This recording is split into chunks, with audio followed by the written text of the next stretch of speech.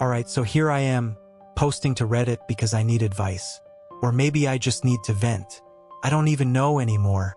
I'm Mike, 35, married to Jessica, who's 33. We've been together for almost a decade, married for 7 of those years. And yeah, this is one of those stories. The kind you think will never happen to you until one day, boom, your whole life blows up in your face. Honestly, looking back, I should have seen the cracks earlier. Jessica was always kind of a high-maintenance person, but I liked that about her. She was confident, a go-getter, never afraid to speak her mind. It worked for us, until it didn't. The last couple of months, though, things felt off. I don't know how to explain it. It's like we were in the same room but a million miles apart. I chalked it up to her being stressed with work. She's been hustling for a promotion at her marketing job, working crazy hours, or so she said. I figured maybe it was just a rough patch. Every marriage has those, right? But here's the kicker. I had no idea what was actually going on behind my back. What she was really up to when she was working late. And the way I found out, well, that's where things get messy. Real messy. So here's how it all started unraveling. About a month ago, I started noticing more little things. Jessica was taking longer to respond to my texts, even when I knew she wasn't at work. And her social media suddenly got a little too curated. Pictures of us disappeared, old ones got deleted, new ones never showed up. I'm not the type to go all Sherlock Holmes on someone, but it felt like she was erasing me from her online life, one post at a time. One night, she told me she was going out with some girlfriends for drinks.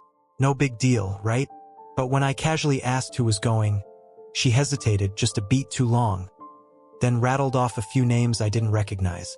And get this, when I offered to drop her off, she snapped at me, like really snapped, told me I was being clingy and controlling. I let it go, but that pit in my stomach, yeah, it was growing. Fast forward to the next morning. She came home late, way later than usual. I was already in bed, pretending to be asleep. She slid into bed next to me, smelling like a mix of booze and perfume that wasn't hers. It gnawed at me, but I didn't say anything. That's when I found it, her phone. Left on the kitchen counter, unlocked. Now, I'm not proud of what I did next, but let's be real. Who wouldn't have looked? The messages were there, plain as day. Not even hidden.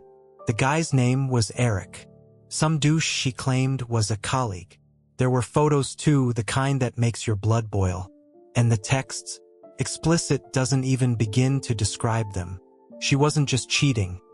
She was rubbing my nose in it, while I sat at home like an idiot, believing her lies. The worst part? In one of the messages, she told him, I think he suspects something, but he's too dumb to figure it out. That hit me harder than anything. Like, was this all a joke to her? Was I the joke? I didn't confront her that morning. No, I needed to gather myself first. But something in me snapped right then and there. I decided I wasn't just going to confront her. I was going to get even. A week after I found the texts, Jessica suggested we go to this anniversary party thrown by some mutual friends.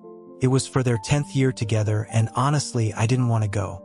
The idea of playing happy husband with her in public, knowing what I knew, made my skin crawl. But then, something clicked in my head. I thought, why not go? It would be the perfect chance to observe her, to see if she'd act differently around me now that I knew her dirty little secret. And, let's be real, a part of me wanted her to slip up, to give me something even more solid to throw in her face. So I played along, smiled, agreed, acted like nothing was wrong. I figured I could get through the night. Besides, I already had an idea forming in the back of my mind, something that would give me a bit of revenge. The night of the party, Jessica dressed up like she always did. Tight black dress, heels that made her legs look like they went on forever, and that perfume she knew I liked. She gave me a kiss before we left, and for a second, it felt like old times. But then I remembered the texts, her calling me dumb, and any warmth I felt disappeared. We got to the party, and everything seemed normal at first. There were people we knew, some we didn't, and the usual amount of loud music and free-flowing alcohol. I was trying to keep my cool, but I couldn't shake the feeling that tonight was going to be something. It didn't take long for things to get interesting. We had been there maybe an hour, chatting with different people, when I noticed Jessica kept checking her phone. And then, like clockwork, Eric showed up. I recognized him immediately from the pictures on her phone. My blood pressure shot up, but I kept my composure. No way was I giving her the satisfaction of knowing I was on to them. Eric pretended like he didn't know us. They were playing it smart, too smart. Jessica introduced him to me as a friend from work. I shook his hand, forced a smile, and acted like the oblivious husband she thought I was. But the longer the night went on, the more obvious it became that they couldn't help themselves. They were making eye contact across the room, laughing at each other's jokes a little too hard, and Jessica kept touching his arm when she thought I wasn't looking. And then it happened. I took my cheating wife to this party to celebrate another year together. But when I turned my back to her for literally 2 minutes to grab a drink, she started dancing with him. Not just a friendly dance, either. The kind of dance that makes everyone in the room uncomfortable. Her body pressed up against his, their faces close, and Eric's hands wandering to places no colleague should ever touch. The rage that hit me was unreal. My heart was pounding, my fists clenched, but instead of blowing up right then and there, I let them have their moment. I let them think they were getting away with it, and then I walked right up to them. The whole room must have gone quiet when they saw me. Jessica froze mid-laugh when she saw me standing there. Eric awkwardly stepped back, trying to play it cool, but the panic in his eyes was clear. Jessica had the audacity to act confused, as if she didn't know what she was doing. I just looked at her, smiled, and said, loud enough for everyone to hear, "So, how long have you two been screwing behind my back?" You could have heard a pin drop. Jessica's face went white. The people around us started whispering, the entire party grinding to a halt. Eric stammered, "It's not what it looks like," but he was already sweating. Jessica, she just stood there, frozen, like she couldn't believe I'd said it out loud. I had to admit it felt damn good. But this was just the beginning. After I dropped the bomb at the party, the room was dead silent, except for the sound of my heart pounding in my ears.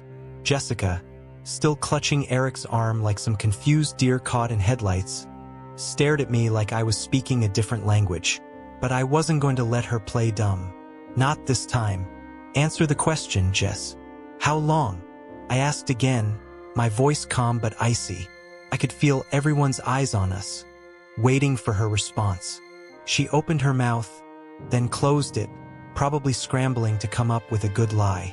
Because that's what she did best, lie. Manipulate. I knew whatever she said would be some half-baked excuse, something to make me look like the unreasonable one.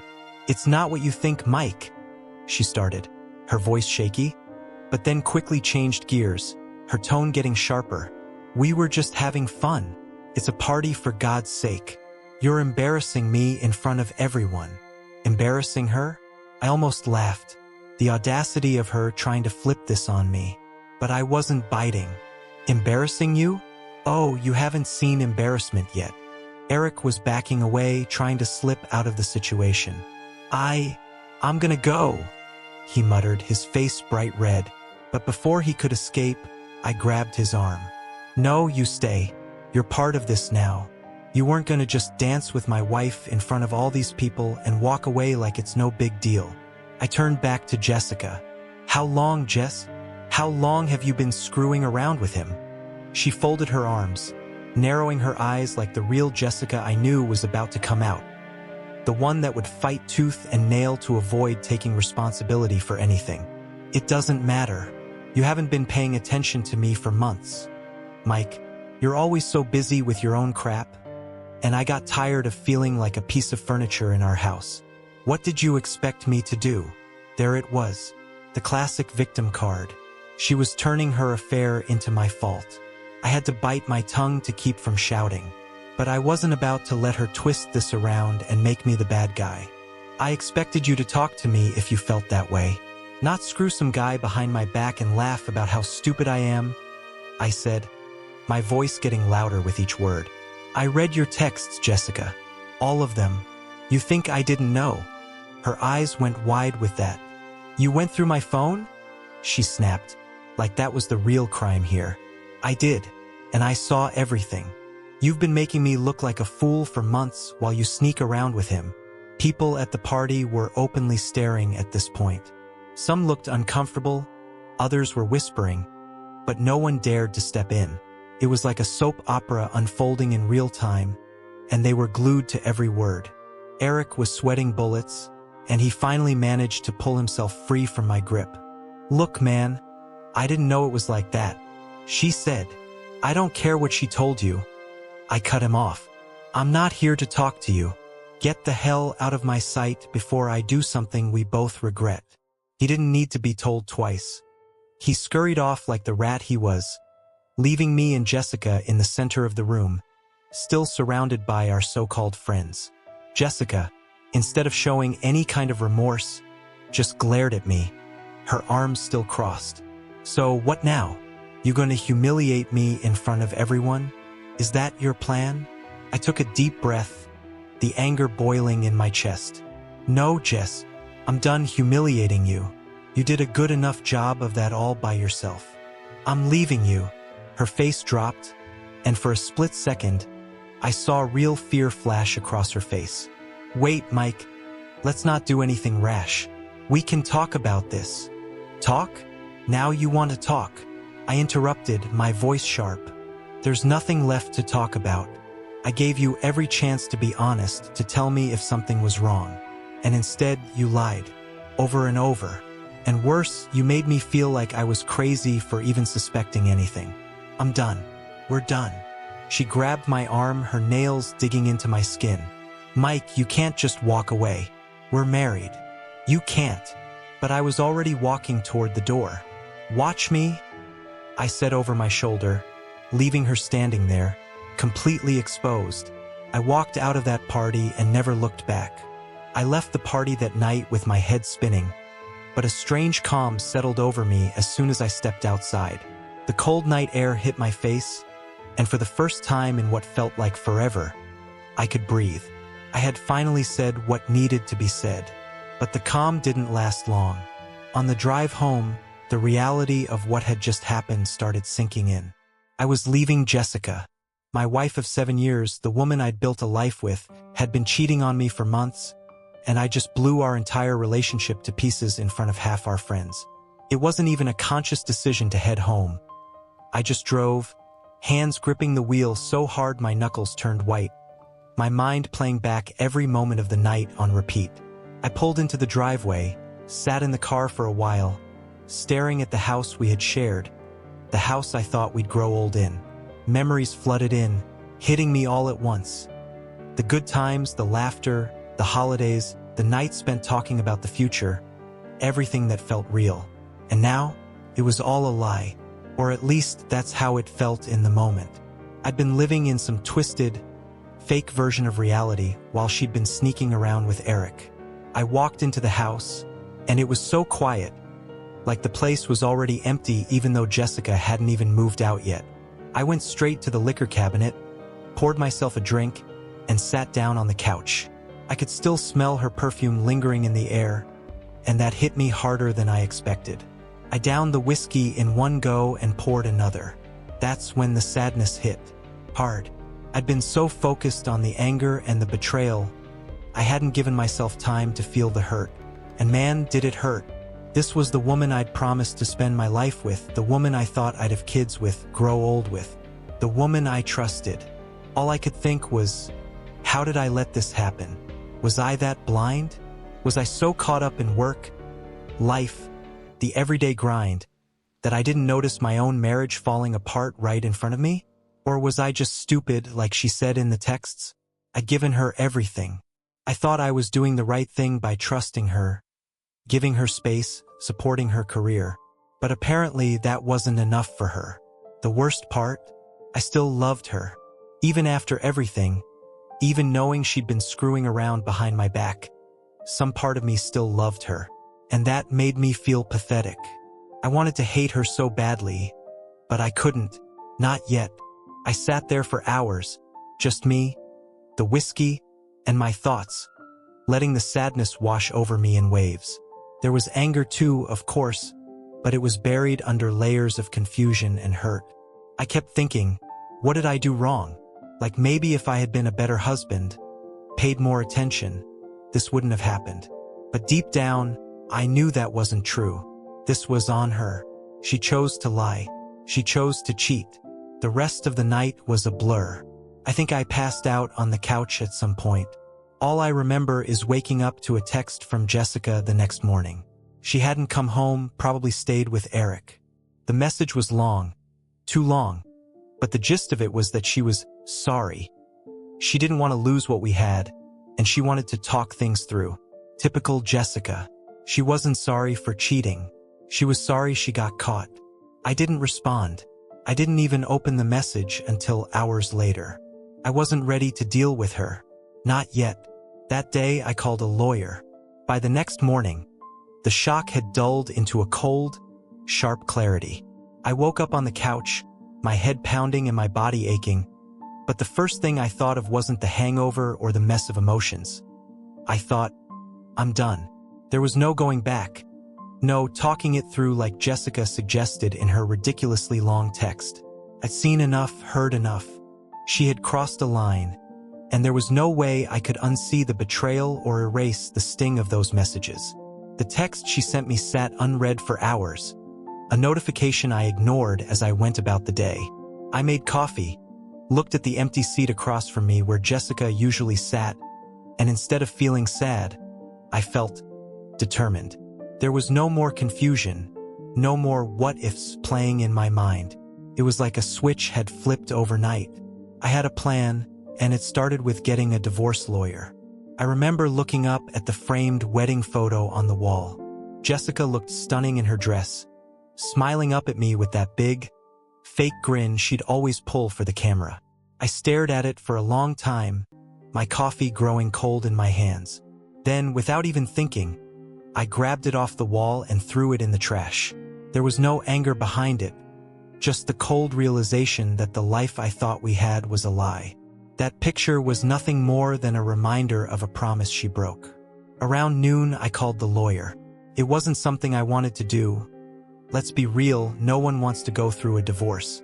But there was no way around it. I wasn't about to be some chump who stayed with a woman that made a fool out of him. I remember sitting there on the phone, explaining the situation to the lawyer, trying to keep my voice steady. It felt weird, like I was talking about someone else's life.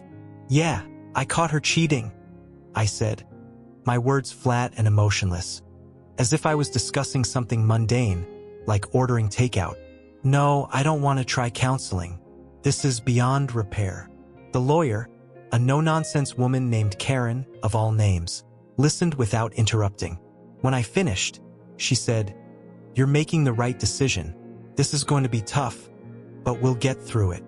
Her words didn't feel comforting exactly, but they were what I needed, clear, decisive. No room for doubt. That night, Jessica came home. I'd been waiting for it, dreading it, but I was ready. She walked in, still wearing last night's clothes, looking like she had barely slept, probably because she hadn't. "Mike, can we please talk?" she said, her voice softer than usual, almost pleading. She knew she was in deep, but I wasn't about to give her the satisfaction of a talk. I stood in the kitchen, arms crossed, staring at her. "There's nothing left to talk about, Jess." I called a lawyer. Her face dropped, and for a second, I thought I saw real fear. Good. She deserved to feel something after everything she put me through. Wait, she stammered, stepping closer, her voice shaky. "Can we just sit down and talk about this? Please? I made a mistake. I know I screwed up, but we can fix this. Don't you think we owe it to ourselves to try?"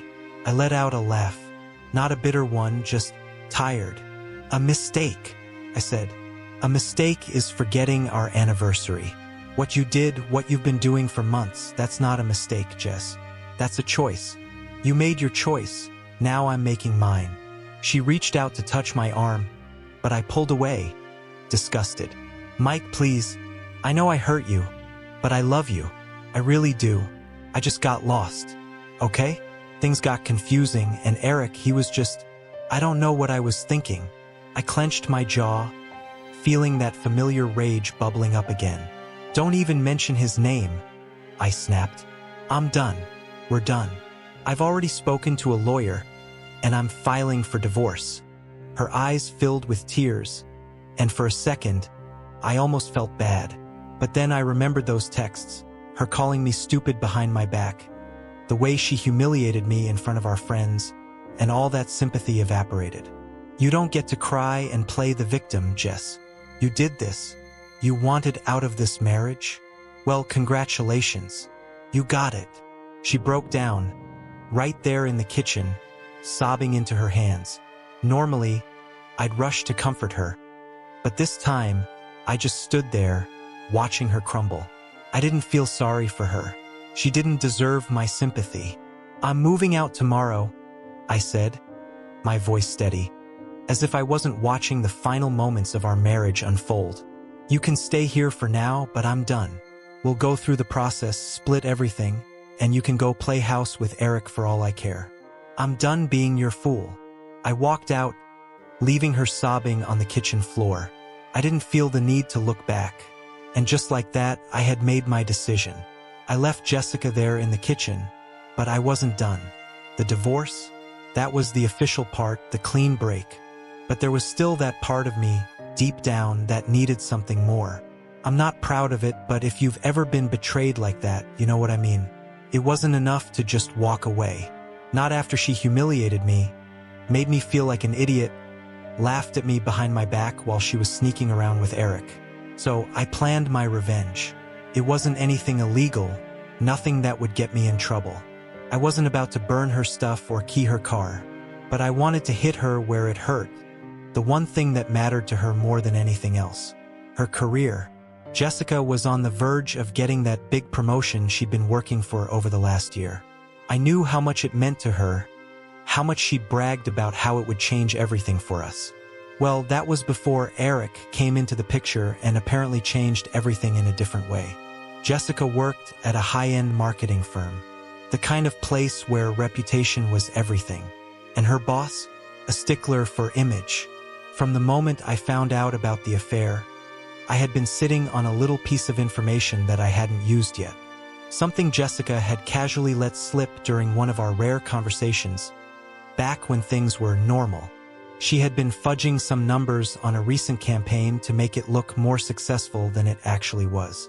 It was the kind of corporate sleight of hand that most people wouldn't catch, but I knew if her boss found out, it would be the end of her shiny promotion and possibly her job. So I made a phone call, anonymously, of course. It didn't take long.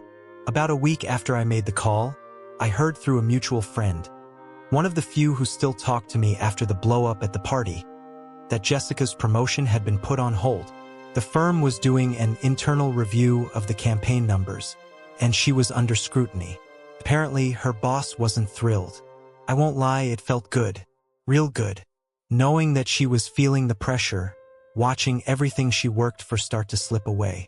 I imagined her sweating it out at work, trying to explain the discrepancies, knowing she was caught, just like she had been caught cheating. A couple of days after that, I got a text from her. Short and to the point. Jessica, did you have something to do with what's happening at work? I stared at it for a while before replying. Me, what's happening at work? She didn't respond, but I could picture her face when she read it, probably fuming, trying to figure out if I was behind it. The next time we saw each other was in a meeting with our lawyers. I'll admit, it was satisfying to see her walk in, looking stressed and tired. The cracks were starting to show. She wasn't the cool, collected Jessica who had it all together. Now, she was dealing with the fallout of her choices. I didn't say anything to her about the work situation. I didn't need to. The damage was done. That was my little piece of revenge. It wasn't enough to destroy her life, just enough to remind her that actions have consequences. She thought she could live in two worlds, married to me and fooling around with Eric without any fallout. Well, now she had to deal with it. Was it petty? Maybe.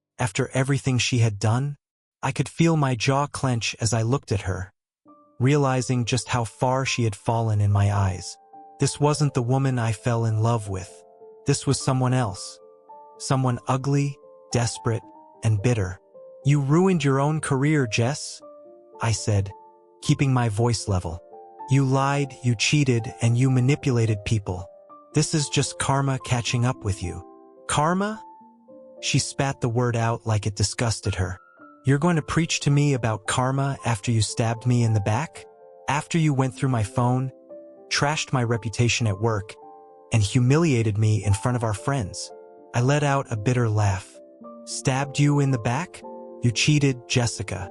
You broke every vow we ever made. You made me feel like an idiot for months while you were screwing around with Eric. And now you want to play the victim." Her face twisted in rage, and she stepped closer, jabbing a finger into my chest. "You never paid attention to me, Mike. You were always too busy with your work, with your stupid hobbies. You didn't care about me anymore. What did you expect me to do? Just sit around waiting for you to notice me? That was it. The last excuse. The last manipulation. I was done." I grabbed her wrist, gently but firmly, and pushed her hand away. "No, Jessica," I said, my voice hard. "You don't get to rewrite history. I was there. I loved you. I trusted you. And you threw it all away. That's on you." For a moment, I thought she was going to break down, like maybe she'd finally see the mess she had made. But instead, she just stood there, shaking with fury, her eyes full of venom. "You'll regret this, Mike," she hissed. "You'll be alone, and you'll realize you made the biggest mistake of your life." I let her words hang in the air for a moment, then picked up my box and headed for the door. "The only mistake I made was staying with you as long as I did," I said over my shoulder. And then I left, not looking back. As I drove away from that house for the last time, a weight lifted off me. The final confrontation had happened, and I realized something important. I wasn't angry anymore. I wasn't sad either. I just felt free. For the first time in months, I wasn't consumed by thoughts of Jessica, her affair, or the divorce. I was just thinking about what came next. My life. Without her. It was over. It's been a few months since that final confrontation, and I'd be lying if I said the transition was easy. Moving on from a 7-year marriage doesn't happen overnight. There were days when I felt like the anger might creep back in, nights where I wondered if I'd ever fully trust anyone again. But something changed in me after that final confrontation. After walking out of that house, leaving Jessica behind in every way that mattered, I got my own place, a modest apartment that was mine and mine alone. It wasn't much, but it was peaceful, and that's what I needed more than anything. No more tension, no more walking on eggshells, no more constant doubt eating away at me. It felt good to wake up in the morning and not have the weight of a broken marriage on my chest. The divorce was finalized a few weeks ago. Quick, efficient. We didn't speak much during the process, just through our lawyers. Splitting the assets was easier than I thought it'd be. Jessica didn't fight for much, probably too busy trying to salvage what was left of her job after the fiasco at work. I heard from a mutual friend that she didn't get the promotion and was on thin ice. Eric? Yeah, I don't know what happened to him, but I couldn't care less. What surprised me the most was how fast I came to terms with it all. After everything, after the betrayal, the lies, the humiliation, I thought it would take forever to let go of the anger. But once I decided to walk away, it was like a switch flipped. I didn't hate her anymore. I didn't feel sorry for myself either. I just accepted it. In the end, I learned a lot more than I expected to from all this.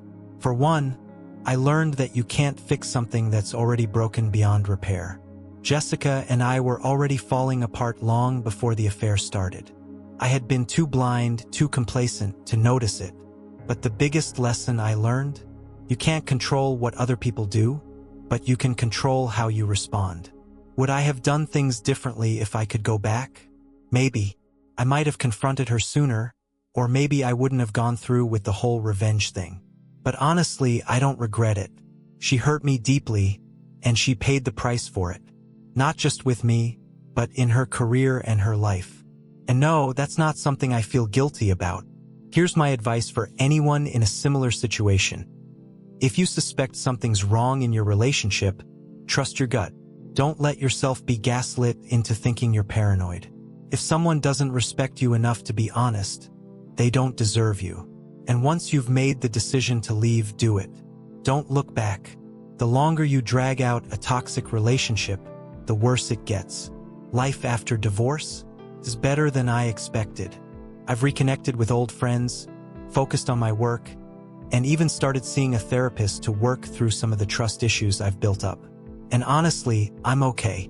More than okay, actually. I'm free. For the first time in a long time, I feel like I can breathe without someone else's lies suffocating me. So that's my story. I went through hell and back, but I made it out the other side. And if I can do it, so can anyone reading this. Don't settle for someone who doesn't see your worth. I wasted enough time with Jessica. Now it's time to focus on me. And honestly, feels pretty damn good. Thanks for reading, Reddit.